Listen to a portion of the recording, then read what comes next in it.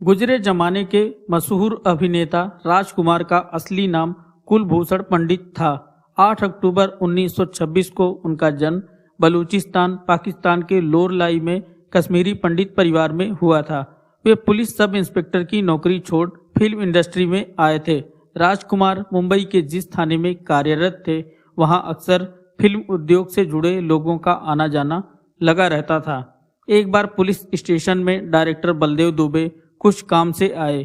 वे राजकुमार के बातचीत करने के अंदाज से काफ़ी प्रभावित हुए और उन्होंने उनसे फिल्म शाही बाजार में बतौर एक्टर काम करने का ऑफर दिया। इसलिए उन्होंने तुरंत ही अपनी सब इंस्पेक्टर की नौकरी से इस्तीफा दे दिया और फिल्म का ऑफर मंजूर कर लिया।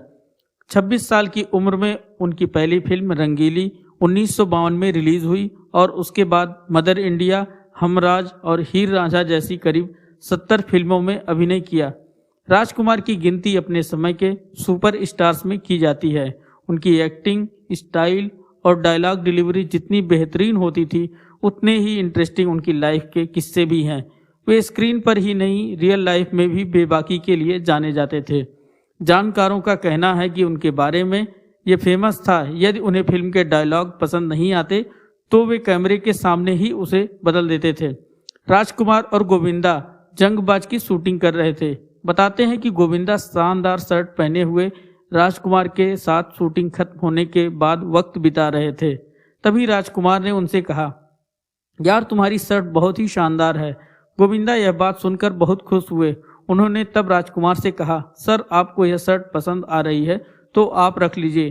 राजकुमार ने उनसे शर्ट ले ली। गोविंदा खुश हुए कि उनकी शर्ट राजकुमार पहनेंगे और उनकी पसंद की तारीफ करेंगे, लेकिन ऐसा हुआ नहीं। 2 दिन बाद सेट पर उन्होंने देखा कि राजकुमार ने उस शर्ट का एक रुमाल बनवाकर अपनी जेब में रखा हुआ था। राजकुमार के खास दोस्त और उन्हें मरते दम तक जंगबाज और तिरंगा में डायरेक्ट कर चुके मेहुल कुमार ने एक इंटरव्यू में कहा, मेरे साथ उन्होंने 3 फिल्में की, लेकिन तिरंगा में जो उनका जलवा दिखा उसकी बात अलग ही है। जब मैंने नाना पाटेकर और राज साहब के साथ तिरंगा स्टार्ट की थी, तब इंडस्ट्री के 90% लोग बोल रहे थे कि मेहुल भाई तुमने तो ईस्ट और वेस्ट दोनों को एक साथ साइन कर लिया है, पता नहीं सेट पर क्या होगा। तिरंगा में इन दोनों के साथ आने की कहानी भी खूब है।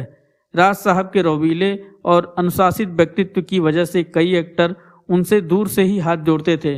इंस्पेक्टर शिवाजी राव बागले के रोल के लिए जिसको कहानी सुनाता था वही मना कर देता था। सबसे पहले नसीरुद्दीन शाह के पास गया। उन्होंने कहा, मेहुल भाई आपके साथ मुझे कोई प्रॉब्लम नहीं है, लेकिन राज साहब के साथ तो मैं काम करने से रहा। फिर रजनीकांत से बात की। उन्होंने कहानी सुनने के बाद कहा कि आपने किरदार को ही मेरा असली नाम शिवाजी राव रख दिया है, लेकिन मेहुल जी मुझे एक ही प्रॉब्लम है कि राज साहब के साथ मैं काम कैसे कर पाऊंगा। कुछ सेट पर टेंशन हो गई, तब क्या करूंगा, मुझे माफ़ कर दो। नाना पाटेकर को फ़ोन किया, तब उन्होंने यह कहते हुए मना कर दिया कि मैं कमर्शियल फिल्में नहीं करता हूं। मैंने जैसे तैसे उन्हें राज़ी किया और राज साहब को फ़ोन करके बताया कि वागले फाइनल हो गया। उन्होंने पूछा कौन कर रहा है।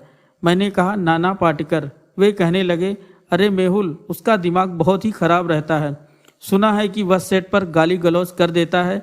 मैंने कहा राज साहब मैंने सारी चीज़ें क्लियर कर ली हैं, बस वह बोला है कि राज साहब सेट पर इंटरफियर करेंगे तब मैं सेट छोड़कर चला जाऊंगा। राज साहब केवल एक शब्द बोले, मेहुल गो अहेड। इसके बाद 6 महीने में यह फिल्म कंप्लीट होकर रिलीज़ हुई और सुपरहिट हो गई। उनका एक और किस्सा है। वह अपने नाम की स्पेलिंग के आगे आर के बाद डबल ए लिखते थे। एक फिल्म रिलीज़ पर थी, उसके बैनर में राज साहब के नाम में आर के बाद डबल ए लगाना भूल गए। उन्होंने पढ़ लिया और अपने रौबीले अंदाज में प्रोड्यूसर को फ़ोन करके कहा, जानी तुमको मालूम नहीं हमारे नाम की स्पेलिंग में राजकुमार नहीं बल्कि राजकुमार लिखा जाता है, अभी इसी समय बैनर चेंज करो। अपने नाम की ही तरह उन्होंने हमेशा राजकुमार जैसी ज़िंदगी जी।